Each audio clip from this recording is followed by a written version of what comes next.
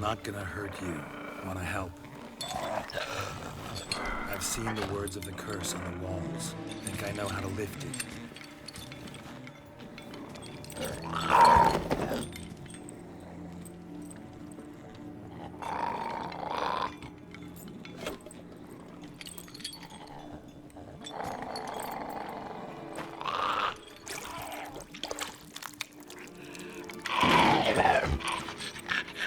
Tried to bring folk here, convince them to sit at the table with you, right? Well, I'm gonna be your guest now. Your willing guest.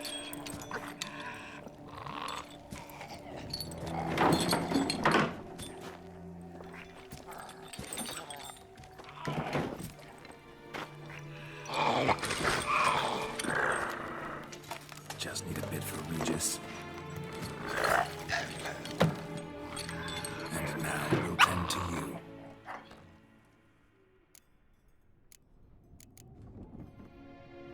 Need to get this right.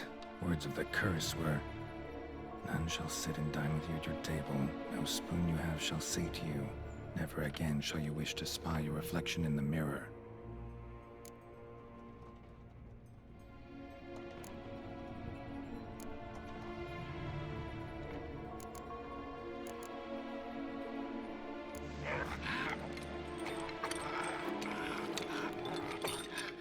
We can't use spoons.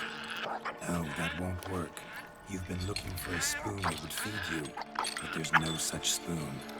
We need to eat without spoons.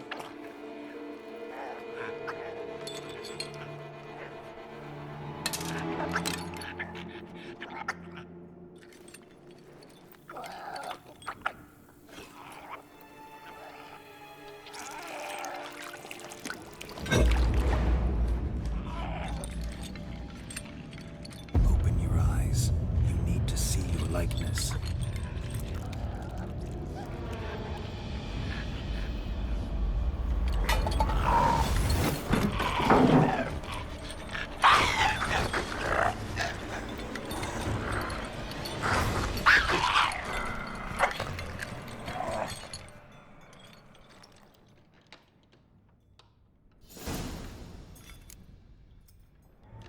Think it worked.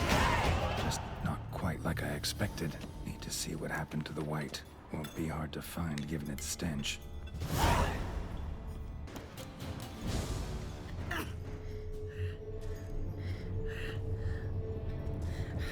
Shh, easy. Not gonna hurt you. Eat.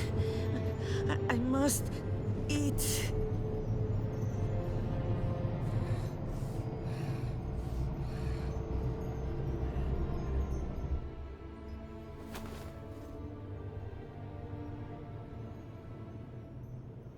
I'll take you someplace safe.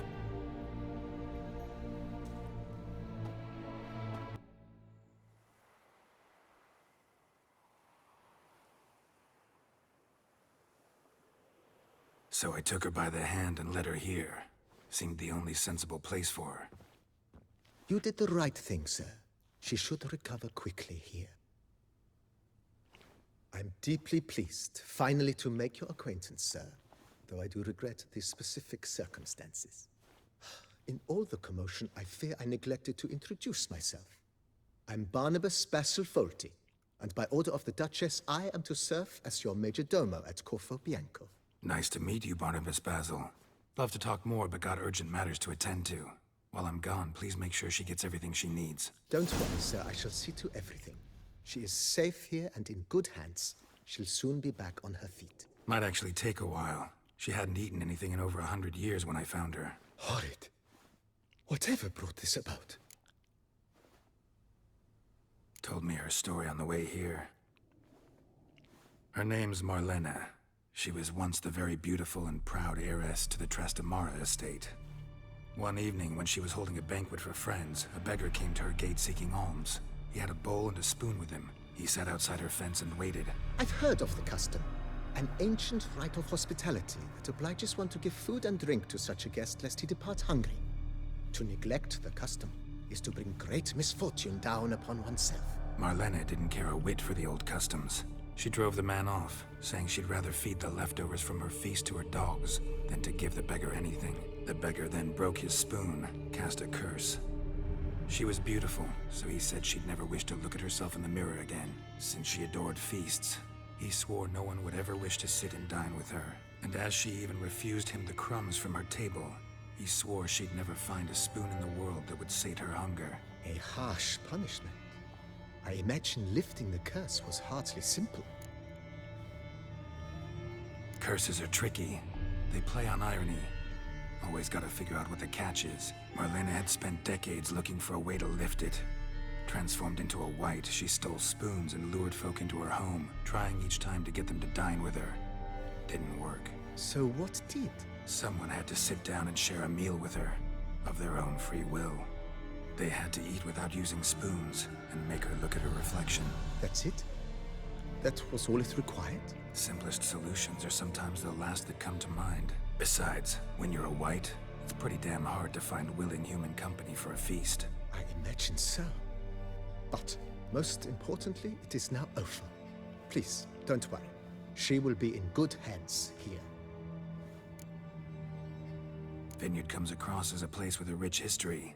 Know who owned it before me? Baron Rossel, who went bankrupt, forcing him to sell the estate to the Duchess. The Baron, in turn, had purchased it from Monsieur Bolius of the Headsman, a truly colorful man of Ketweni origin. He was actually a headsman? No, not him, but his great-grandfather. Indeed.